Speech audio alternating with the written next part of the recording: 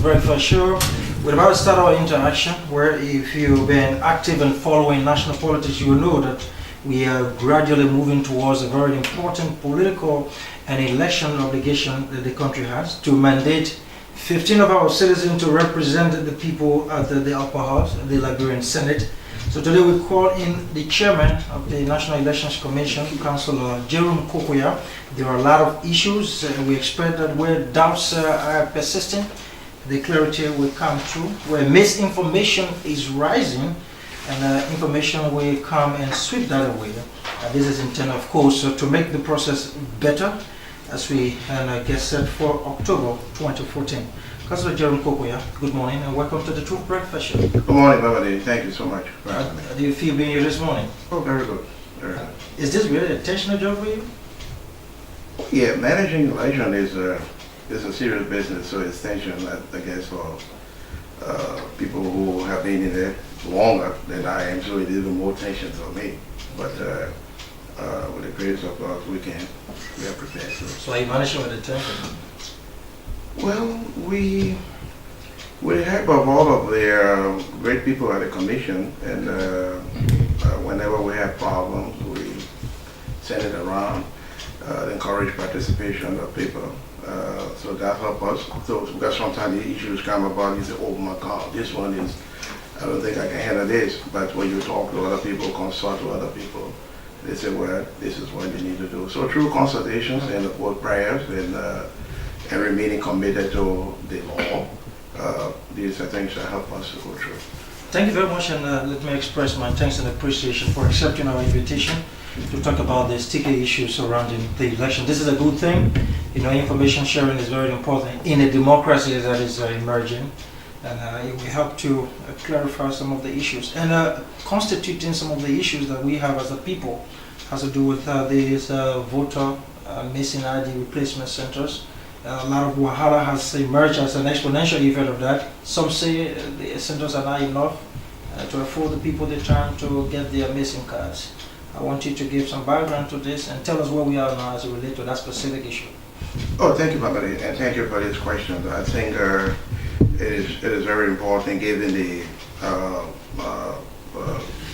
contentions and, if you will, that we've been here, we've had in recent week regarding this issue.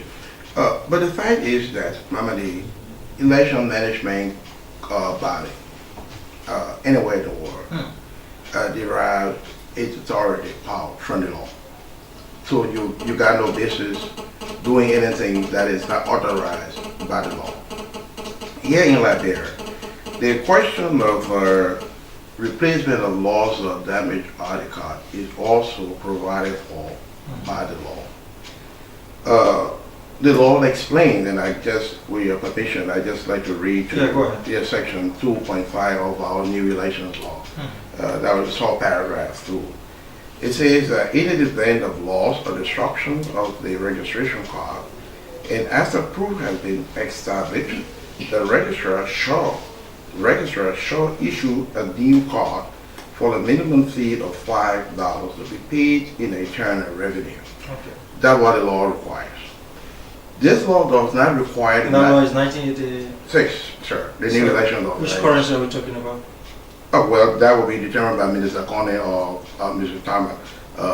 We don't interpret the law here, but this is $5, so I assume it's $5 Liberian dollars. But Minister Kone or Mr. Tama will have a better view on this. That is what the law is. This law does not require the National Election Commission to go to people who have lost their cards or destroyed their cards. But because election is about information, you want increased participation. The National Election Commission has adopted the practice over the years that during election project to take the initiative to go beyond the tradition. But why in fact this law means, let me just start with that, is that when you lose your card, you pay your money in government revenue. You bring receipt to the National Election Commission, any of our magisterial or the central office, and have your card replaced. That's what it is. It did not require you to open centers? No, sir. It does not require us to open centers around. But what we have done as a practice in order to keep the momentum up. Every time we have elections. But councillor, practice sometimes amount to laws and regulations. Excuse me, sir? Sometimes practice can be accepted as the way to go. Oh yeah, well sometimes, yeah, sometimes it can be accepted, but this is, what we have done is that, but it has to be accepted within the context of the practice itself. Okay. So what the practice is that, during election project, National Election Commission on its own Okay. has taken time off, like a week or two, to go beyond the traditional centers where you can change your cards. And then just in case. Free of charge. Yeah, free of charge. We absorb that cost. Okay, the $5, we absorb that. All right, so we go off there. So in 2005, we had it for like 2 weeks because it was limited to our offices only, our ministerial offices. Okay. That was in 2005, they used to walk to your offices? Yes, sir. There were 18 ministerial offices at the time. In 2011, when our ministerial offices were increased to 19, it was also limited. The change of card was also limited to the 19 ministerial offices. That's still the case. This year, we decided to increase it. We increased these centers by 80.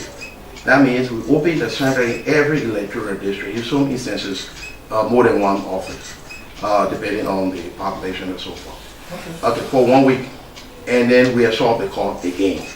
Now, that did not mean that a voter who had lost the card, his or her card, or destroy his or her card, cannot have it changed after that 1 week. All we're saying is that after this 1 week, we will then retire to our offices. You can, if you have destroyed card, damaged card, or lost card, you can then come to our offices, which are the traditional places to have to replace. That's all. But this is really interesting. This is my first time really coming across this. But how come this is not in the public glare? How come? Is that an issue that has to do with communication? No, it has been there. I don't think it's what is happening, Mamadi, is that. Because this is my first time hearing that it's not an obligation imposed upon you. No, it is not. And to open centers. It is not. And the fact that you have done more than it used to be in the past. Yes, sir. That's the fact. The fact that this year we have 99. Okay, we went with the help of Minister Conner, who have been helping us come up with these little resources. We were able to establish 80 additional centers. Why? Okay, in addition to the traditional. Why you have to do that? Oh, because we just wanted to encourage more people. Okay. We just want to encourage more people. We want, because for us, democracy is about increased participation. We want most of our people to participate. So we said, look, we will go beyond the traditional centers and then come to the headquarters of the, not headquarters, a certain point in the district, electoral district, all of the electoral districts, to give our people. Now, what we expect, Mamadi, is politicians who are stakeholders, political parties who are stakeholders, every Liberian for that matter, can also encourage our people. Okay. Because it is their right. We're talking about here. Their right. They have the right to exercise, to change. It's just like if I destroy my driver's license, I got to go to the people at the police or the Ministry of Transport to have it replaced. But we can't continue to tell our people that, look, you don't have to do anything. Just sit down, government will do everything. I think that's the wrong way to go. Some people, I heard the argument that, oh, they have distances, 4 hours, but that's what we have. That's the country we have. So we got to live it until we can improve those conditions. I think the best way to go is to tell the people, look, you have a right here to change your card. The National Election Commission is coming closer to you. Please make some effort to go there to change it. That's the practical and more reasonable way to go. And we understand that the deadline has expired for the replacement of lost. As per the centers, Yeah, for us, as to the centers in the electoral districts. Yeah, in respect to our involvement. Okay. Where we took it free of charge to them, not free of charge, but we're going to be paying the cost. Like we say, look, if you want to, if you have a lost, damaged cars, you want to replace that, you can come over now. We will be in your community. Okay. We'll change it for you, free of charge. It's ongoing or it's expired? It started, it was for, it has ended. Okay. It started July 7th and it ended on the 12th. Okay. But you still have an opportunity to change your car anywhere. But what you would do now, if you want to, you will not go to either the Ministry of Finance or I think the revenue people, I believe, and pay your $5 there. Liberty. I believe with Liberty. Again, that's a judgment that Mr. Tama or Minister Conner will make. We don't know, but you would do that I there. think it's 5 years. Okay, it can be $500. You're going to pay your car, your fee there to give you a receipt. When they give you a receipt, you come to us, you come to the headquarters, or you go to any of our ministerial areas around the country. We're going to have a change. Up to election days? Yeah, except the election day will be busy, obviously. Okay. We're going But to be you can busy. do it, you can do it You can anytime. do it all around the year. So there's no need to make Well, Councillor, did you discuss this in your inter-political party forum? Yes, Did you sir. discuss it with the politicians, the political party group? Yes, sir. That's what surprised me the most. Because people, the way we see politics here is like being disingenuous and being dishonest, which is wrong. Some of the political parties I've heard on the report that have been questioning this were in at their meeting. And would explain this. In fact, the director, our deputy executive director for program, Mr. Gabi, who is a very knowledgeable man in this election business, stood up and explained it like an ABC. There were no questions from another political party. Nobody protested. Nobody protested. And told them that you got the opportunity to still come and change your cars. Then all of a sudden, we hear people issuing press statements, they sending letters around to embassies that they're going to be trouble, what's the trouble coming from? You have a right, we haven't stopped you. All we're doing is, look, on our own, we're paying for your car, you're a political party, you have a responsibility as well to encourage your people to come. You can't get the political party in Monrovia at the radio stations. How many times you hear the political parties go somewhere, they explain these policies to their people, as they should. They don't do that. You come to Monrovia and get on the radio, you call, you want to criticize. You know God ain't got no money anywhere else to go from village to village. So if you raise the issue of distances, but that's not news. That's what we use in our country. Nobody responsible for that. We got to work collectively to work on those issues. We don't have no software here, and every Liberian knows that. So why would you want to exploit non-issue just for inside people? But I understand that this issue also cited or invited an opportunity for you to appear before the national legislature. You were there on Tuesday. Yes, sir. Okay, what happened? Well, first of all, I dislike the political people calling the election commission all the time. I don't think it's a good news. And even Honorable Snow acknowledged that, and for which I'm very grateful to him. He acknowledged In that. plenary? Yes, he said that, if I get it right, that look, we are not here to dictate to the National Election Commission to do business. Honorable Snow. Honorable Snow said that. Okay. And I think that was a very mature and good statement. Because what happened is, normally, the intention for this citation could be good, but there are international people watching us. The reason why the Election Commission has to be treated differently because we are specifically required to be impartial. To be independent. Yeah, to be independent and impartial. Not even the President of the Republic of Liberia is trying also to do anything. The reason for that is not that the individual members of the commission are greater than anything else. It is because of the role we play. It will have to remain impartial and be fair and be credible. We cannot be subjected to political people. But the issue of accountability also matters. No, good. You have to account to some political system. Of course we do, but there are framework Okay. for the Defined by your... by the law and best practices. For example, election commission is not about, as a matter of fact, one of our key guiding principles is accountability. We receive public money, so we have to account for it. In fact, we are one of the greatest spenders, in the government. So we have to account to the people. But there are established framework when properly used will not interfere with our independence. For example, the GAC can come to our premises and say we're doing audit now for SYZ, for all the money we receiving for this process. The, what do you call it, the LACC, correct? The anti-corruption people, they can come to us. The PPCC, those kind of regulatory bodies we can submit to. But when it is dangerous for political people to come to us, because that's why the law says we are independent of the branches of government, because they all have interest. Okay. They have political interest. All of the representatives and senators come from political parties. They want those political parties to win. So when you call us and subject us to questioning on issues that can easily be clarified through our OSI, Honorable Gabriel Smith, he is at the commission almost every day getting information and he's available. Okay, so that was the bad part about it. But the good part was that when we entered the plenary, the conversation was very cordial, except for one or two honorable members who were bent on exploiting the situation. But majority of the honorable people that were there, including the deputy speaker himself, were very polite.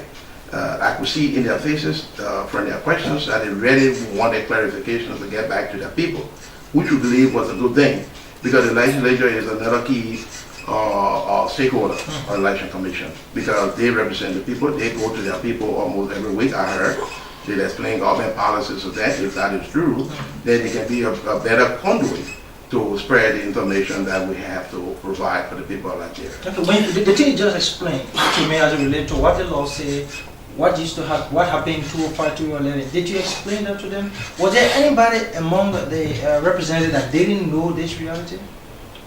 Well, I think most of them, some of them didn't know from what I could read. I'm not sure, but I think some of them didn't know because I say so because had they known, then the citation would have been useless. There was no need.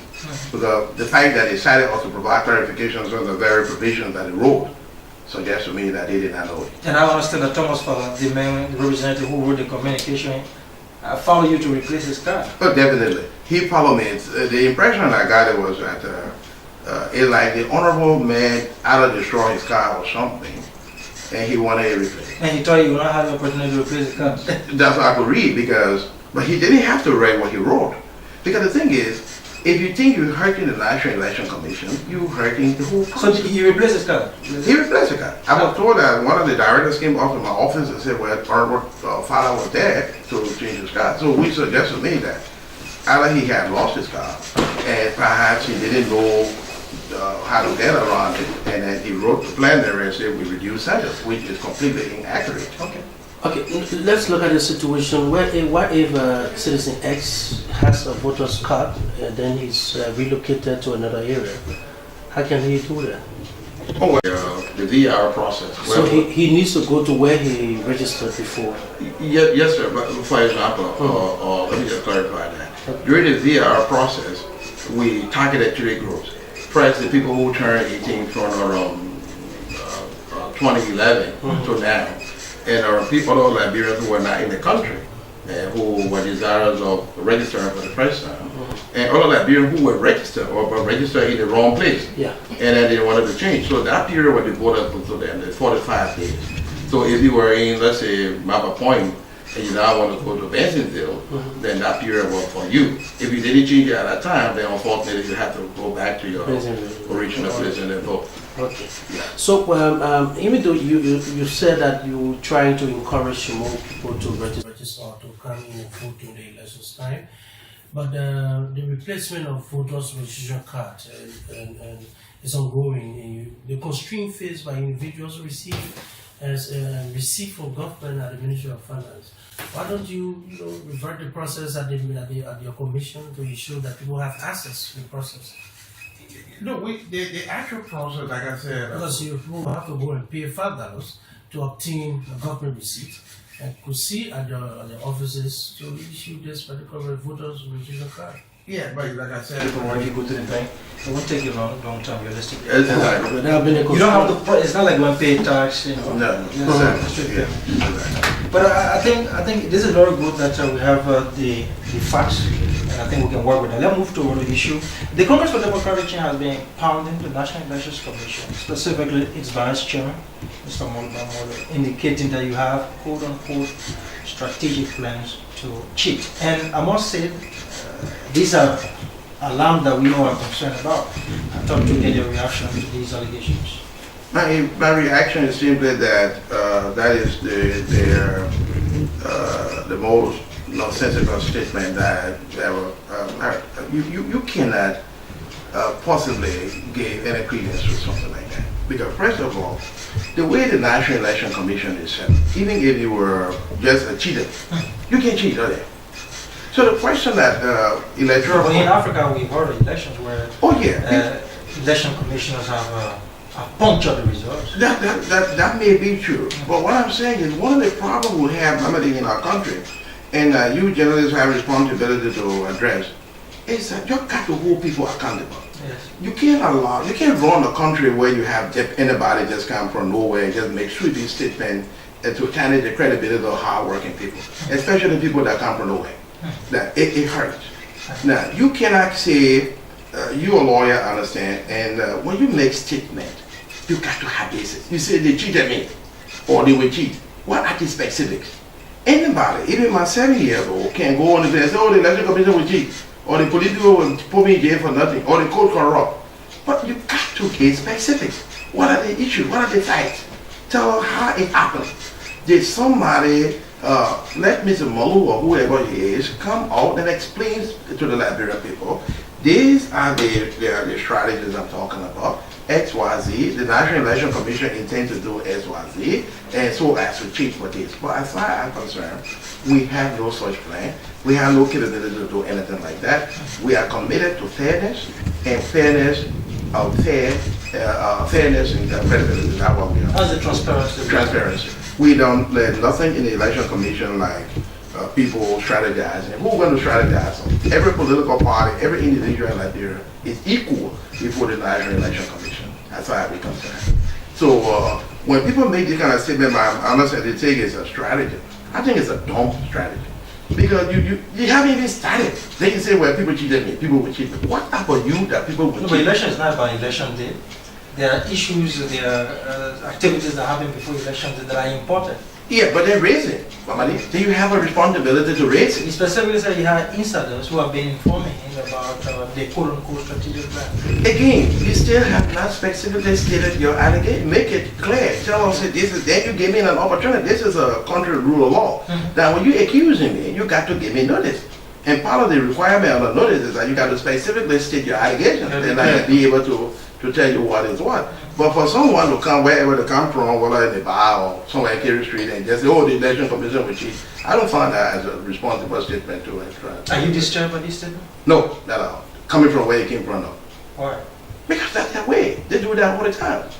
They do that all the time. Nobody in Liberia, they can't say But they don't. if I was similarly situated, I would have invited him. Now I heard these allegations. Where are these allegations coming from? At least to show, some level of concern. Or you don't care about that? Because we know it's false. It's just like somebody come and say, Mama is managing the rest. Because I have this theory that every woman there is an atom of truth. They have that truth you should be looking for. Call Mr. Molu or call the CDC to establish what's at the specifics. I think the onus is on the person making the allegation. Okay, to state their specifics. If you don't state the specifics, but of course you could be right to the extent that what inside the commission will be, because there are law on our books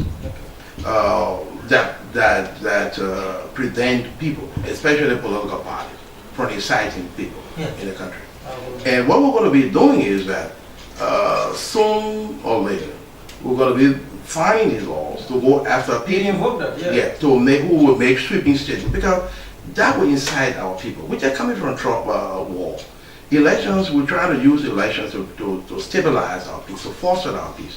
It is not for people who are reckless to just go in the street because it is Liberia. Anything you say, people clap for you here.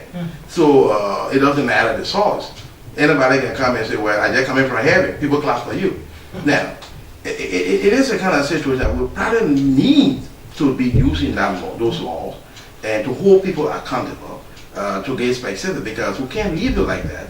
Because it's like you're inciting people. Okay, and then the reason I want you to take that route, because this is a very gullible society.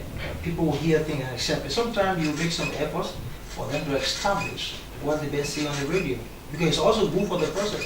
Now people say, okay, something happened during election, they say, oh, CDC said it, Molu said it. So, they have to account for the statement through your interpolitical party consultative forum or through the legal process. Well, definitely, you are correct to that extent. We think that people who make these sweeping statements, for example, there's a newspaper that we're quoting the same group you're talking about. The CDC. Yeah, the CDC, where they have my picture, and they have the Mr. Jordan picture, and they have people with bloody heads. So that is irresponsible. Why are you doing that? You say, well, they said the CDC had rating the National Election Commission. They talk about increasing the standards for change of replacement of voter cards. And so if they didn't do it, this would be happening in Liberia, Kenya, and all these trouble spots in the world. I just think that that's most irresponsible. And people should stop, usually especially not you in particular, but the media. When I say you, the media, you guys have a responsibility to hold these kind of people. We can't open Liberia to just anybody who just come and just make statement and say everybody's stealing in Liberia. We say, oh, the man said everybody's stealing in Liberia. We got to hold people accountable. They should be able to, where you get information from? If the man cannot cannot verify, cannot substantiate the allegation he makes, let him be accountable. Let people show. You're show to the people that this man's a liar. And these kind of things will help. Other than that, when people start clapping for people who go around there, some people actually make that as a way to go home in the night, tell their wife, oh yeah, so now blasting the president or blasting the chief justice. So to them that's news. But that is not the way people build responsible society. You understand that? You have a right just like everybody else. So you're not more Liberian than anybody. You can be talking about everybody. Councillor, one of the major points before solo cabinet has to do with your previous relationship with the unity party. They still persistently hold that you have some allegation somehow. I have to bring this to you because it's in the public to get a reaction. Then we can hold you also accountable based on things you're about to say. Do you in any way, directly or indirectly, knowingly or otherwise, have continued relations with the ruling unity party? No, sir. I have never been a politician. Then I did attend Jerome one time. That was my first attempt. You've never been a politician? But you was a partisan of the unity party? Of course, yes, at one point. And I resigned. Right, to show you that I was not even a good politician. I resigned right after this evening. I resigned. And if you talk to somebody, we have people in the unity party would not even tell you that they really know me or recognize any contribution that I made to the party in terms of party politics. But that besides, the most important thing is I resigned. And again, let's go back to the law. Because you see, Mamadi, our activities as individuals in a democratic society, it's not measured by how individuals feel, even though perception can be important in some instances. But it is very important in politics. Yeah, but more importantly, our attitude, right or wrong, should be measured by the law. Yeah. Okay. If the law, you According to rule of law. yeah, rule. That's all we're trying for. The whole election thing we're talking about, trying to get the rule of law going in Liberia. So that means if you are injured, you go to the institution that every Liberian has agreed upon. That is the court. The court would settle redress. You go, if you're not satisfied with the judgment downstairs, you go upstairs. You got people there. That's why the Constitution says, that's what our law says. What those 5 people sitting up there, 3 of them say, becomes law. Whether you feel good or bad about it, you have to accept it. I'll give you an example. I usually take the back road from my office home. It's shorter for me, very convenient for me. And then, but when I got somewhere around 17th Street, the president was in JFK. So the police instructed me to detour because I couldn't go in the direction the president was. So then they directed me to go. That's the law. This policeman was exercising a lawful authority. Will that happen? No. I wanted to transfer for the people. Right. I wanted to go home because my kids are here. I wanted to go home to them. That rule was going to take. But the president was there. The policeman who has authority to divert traffic said, hey, look, go that way. I have to accept it. I can't say anything oh, because it doesn't suit me. I have to go because I'm a taxpayer. That's not the way democracy runs. That's not the way as a chairman of the election management body, the politicians you are dealing with, what's a fair assessment? A politician? The political party. You think they are cooperating? You think there are people who will help in the system? Anyway, I don't want you to pick first, but your assessment of the political parties we have now. Well, from my assessment, there are a lot of politicians and political parties here that mean very well for their country. I know there are other challenges that it is, and that is not unique to Liberia or to politicians in Liberia alone. That is apply everywhere where politicians, people fight for power and all that kind of stuff. So, but there are some very good ones, many good ones, and that come around. Some of them even come to share view, their experiences with us. So we appreciate those kind of people. We encourage those kind of people. They come to the National Election Commission to share their experiences, sometimes to seek information. But there are quite a few who are in the business for what you call for something else. Okay, they create tension. And for me, that's not politics. I'm not easily intimidated by those kind of things. But there are some, to answer your question, sure, there are some very, very responsible politicians. They come in, they talk to the commission. Yeah, yesterday I had a group of them in my office. They come to ask questions and sit down, we share a joke. Was that group, CDC included in that group? Did Well, you recognize yesterday? I don't know the political allegiance on all of them, but I believe one or two of them, I don't know them to belong to CDC, but there were more than 5 or 6 gentlemen that came to see me yesterday. Some of them may have different political affiliations, so I can't say clearly what all of them belong, or none of them belong to. Talking about political parties, what is the status of those political parties that you thought to have deregistered, revoked their certification? Talking about the court process. Oh yeah, we had 20 originally, and then we prevailed downstairs meaning the circuit court level. We got judgment against 16 now. Originally about 15, and those 15 appealed. That appeal is pending before the Supreme Court. As a matter of fact, we just had an argument on it sometime last week. So we are awaiting the opinion from the Supreme Court, and we hope that the court will be gracious enough to come up with that opinion anytime. So can that political party go ahead with primaries and submit candidates to your people? Oh yeah, yes sir, because the reason is simple. The Supreme Court has not spoken. Since the appeal, the matter returned to status quo, and therefore we don't have any right to prevent them from participating in the process, because the Supreme Court could reverse the lower court or affirm or modify the judgment, whichever way the court decides to go. So on that basis, we cannot prevent political parties who are deregistered by the lower court from participating. There is this claim that continue to come from Bond County, and the chairman of the autonomous agency, the Liberian Senator Joa Cllr. People in Bond County continue to say that close link continue to exist between you and Senator Taylor, the incumbent senator. Trust me, I'm from Bond County. My father was superintendent for the county, and one of my sisters were representative for the county.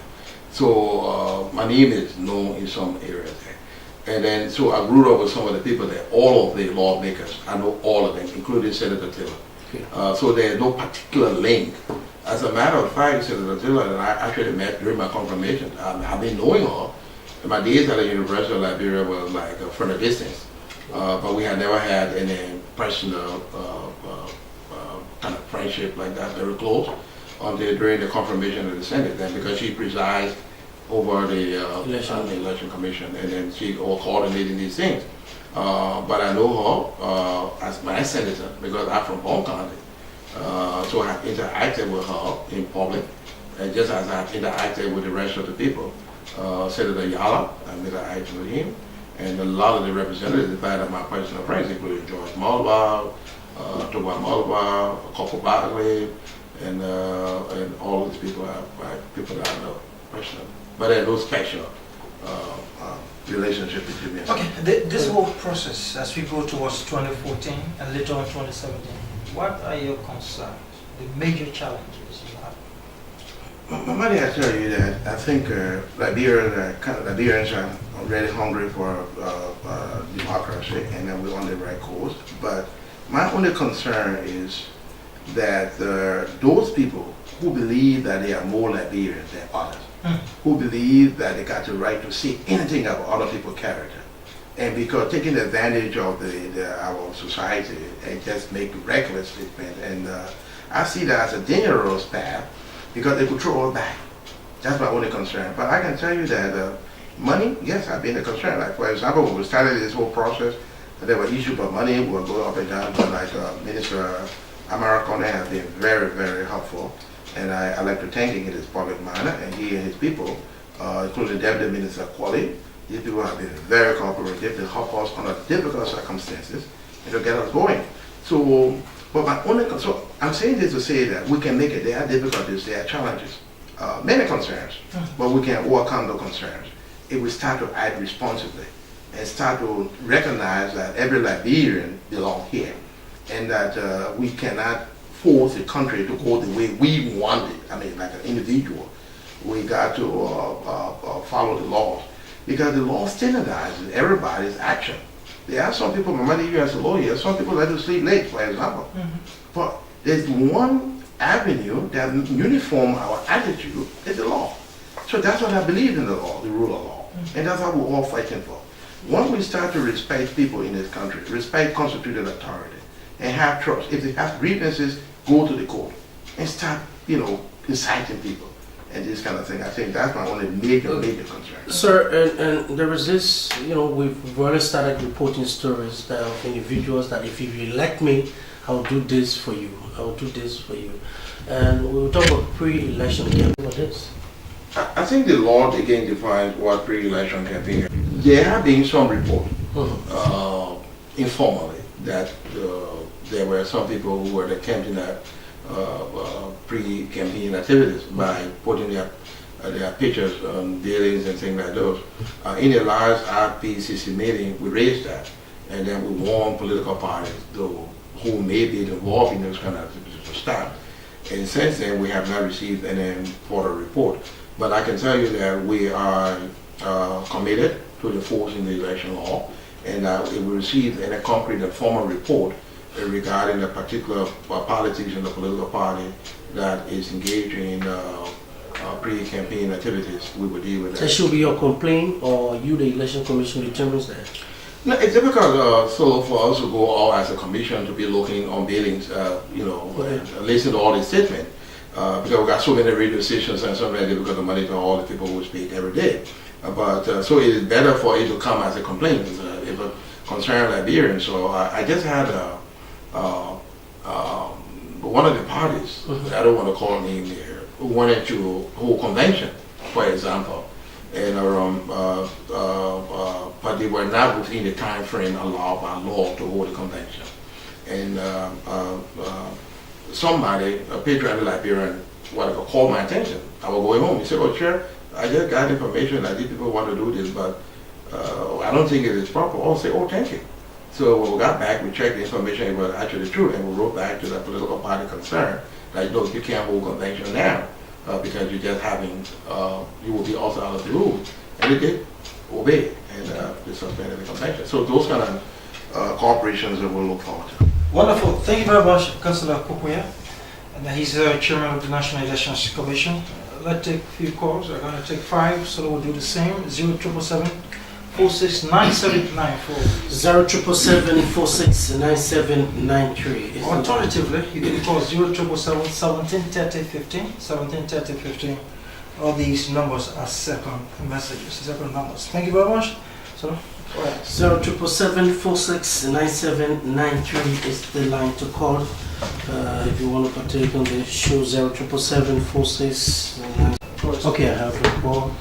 So let me take this. Good morning.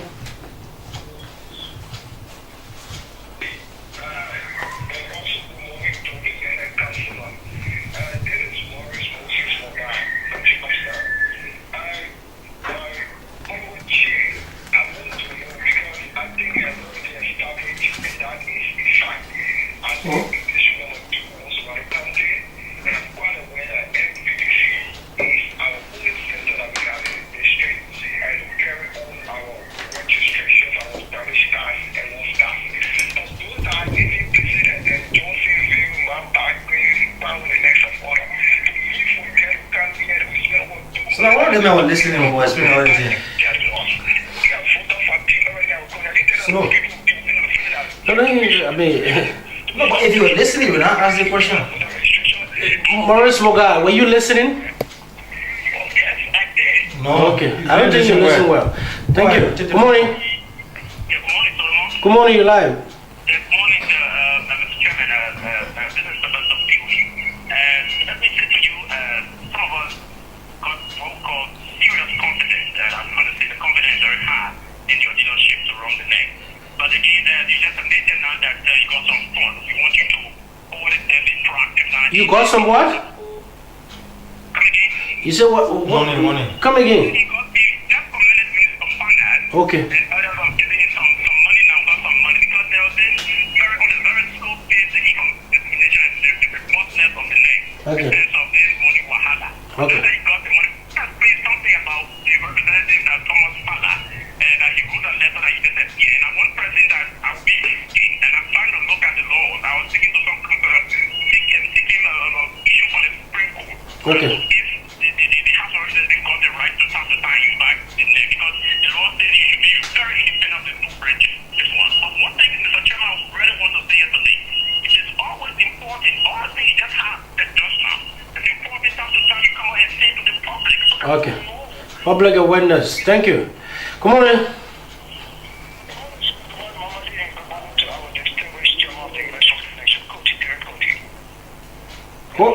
Go ahead. Go ahead. Okay, thank you. Also, my congratulations thanks to you as a colleague. I don't know what group of Liberians could have done better than the current you have right now, or that we have right now. Thanks for the education this morning on this of cars. You know, like the resident said, there are people whose minds are set already against this connection. With all of the explanation I've given this morning, don't be surprised if you get back to the office, you will find people criticizing the system. I myself do not even know that there was no notice from most open centers. And thank you for your decision to open centers to help the Nigerian people. And I want to thank you also for the photo update, photo roll update. I didn't expect to hear register 10,000 persons. But when I heard of you register over 120-something thousand, I was very happy. And thank you for everything. And we'll continue to thank you. Thank you. People are criticizing you. We will be there to see the good things you have done. Thank you. Thank you, Putin. Good morning. Morning. Good morning, you're live. Hello? Yeah, then? Yeah. Come in now, you. Go ahead. Hello? Go ahead, you live. Yeah, my name is Ibu Matapa Bedete, calling from Bannersville Junction this morning. And my question, my appeal to the Election Commission chairperson in studio there is that if you decide to make the registration, the damage and lost card free of charge, I think even though the process has ended in the first district, and when we go to your airport of you must make us free of charge because the financial constraint in a country does not. Thank you very much. Thank you. Good morning. Hello? Good morning, your name? Okay, I'm Lord Neto being called from Sakata, Maggie County to be precise. Please go ahead, sir. Okay, first of all, I want to tell the commissioner, good morning. My concern has been drawn to the nomination that's going on now, and some of the political parties are in court. More especially the National Patriotic Party that have a father in a court, and they are in a court. Two parties, the majority black and the minority black. But we see the party, the other group carry on nomination around the country. And the Election Commission are now someone with any decision here, the state have led on decision. So we don't know what's going on. Okay. Sometimes when they have come up with press release, they were not doing anything with getting up leadership. But yesterday we see the other party going on with primary. Okay. From the chairman. Thank you. Thank you. Thank you very much. Good morning. This is Lafayette E. Horatio Gould. I'm the ANC National Chairman. Go ahead, sir. Good morning, Mr. Chairman of National Elections Commission. Good morning, sir. I want to say thank you very much for the job. I'm grateful to God that the confidence reposed in you by the President and the Liberian people is being carried out. We want to encourage you to continue to do the good work that you're doing tonight. On many occasions, we find you to be approachable, a person who can listen to advice. This Board of Commissioners, they're very open. We have very interactive, sometimes heated exchanges. But by and large, you listen to people. I mean, the advice of people and political parties are involved. There are a few of our colleagues who don't usually or regularly attend these sections, and they're always backing in these different policies, decisions, and so forth. But I think overall you're doing a good job. We just want you to, as this will be a debut political exercise, because the commissioners were being changed when we had the by-elections in Basel, so that wouldn't really suffice. But this one will be a debut.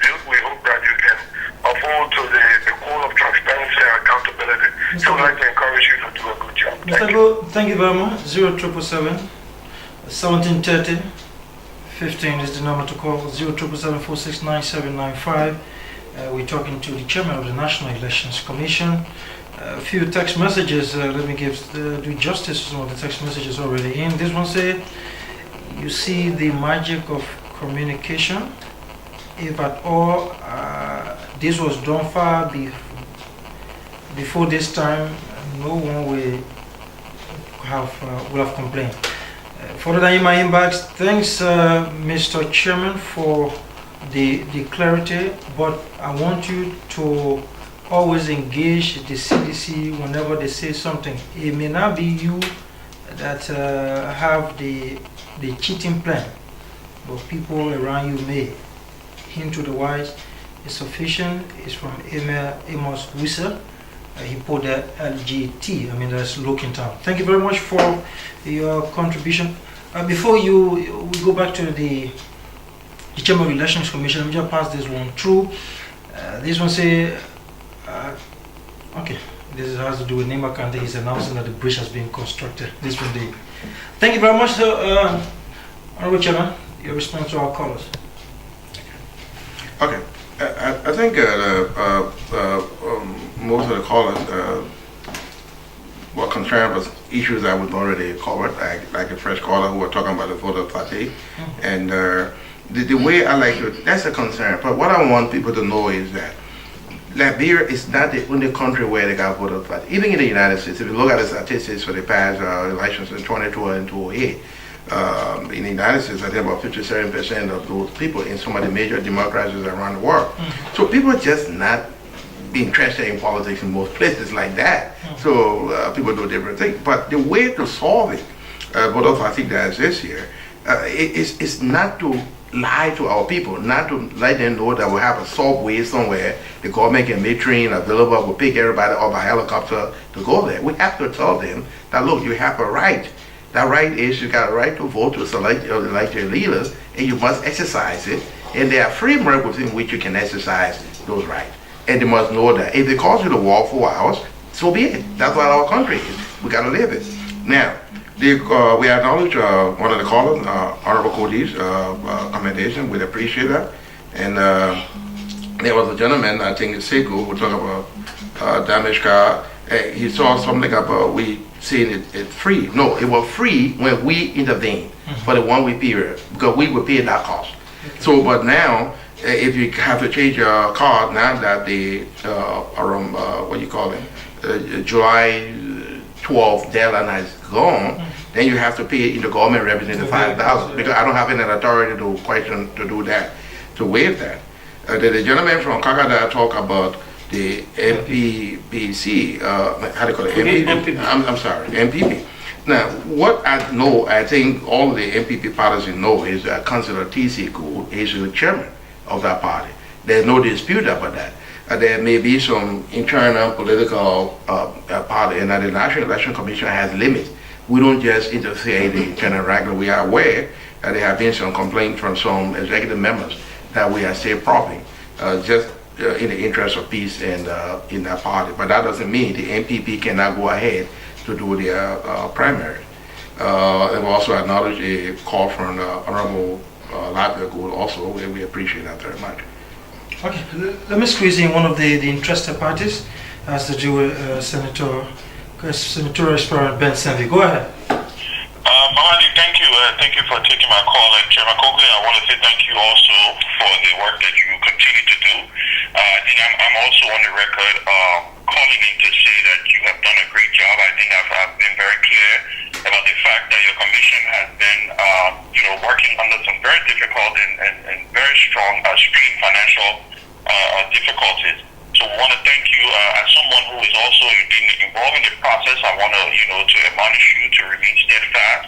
I know these elections are very important, but I just wanted to add my voice to say to you and your board that we're proud of you and we look forward to engaging you as the process continues. But good work, and we'll continue to support whatever happens. Thank you very much. My voice. Thank you. Thank you, Ben Senvi. Okay. We have to go. Do you have anything final that we didn't touch you want the nation to know? Well, somebody was asking me, if I know somebody to be an American citizen, what do I do? Oh, you can report that. Because our law says that limit our electoral process to only Liberians. So if you know that somebody is there any time frame for that? No. I mean, I would say yes, but you don't want to wait till the president is elected. And the president gets to office, maybe said. Maybe it should be done during this kind of you registration. make it a little more complicated for us, even though it can be remedied, but you make it a little complicated. But if you got any such information, credible information, you can provide that the person is a non-Liberian. That's what I think on the timetable they got even time for objections, what is that? That would be, July. It's July 2nd, August 9th. It's already on, where you can talk about what you know about a particular candidate and so on and so forth. Then we can investigate that. Cllr Jerome Korkoya, I appreciate your time with us. Thank you very much for sparing some of your busy time to talk to us this morning. Thank you, Mr. Okay, that's it. We are closing this segment. We'll be right back after this break.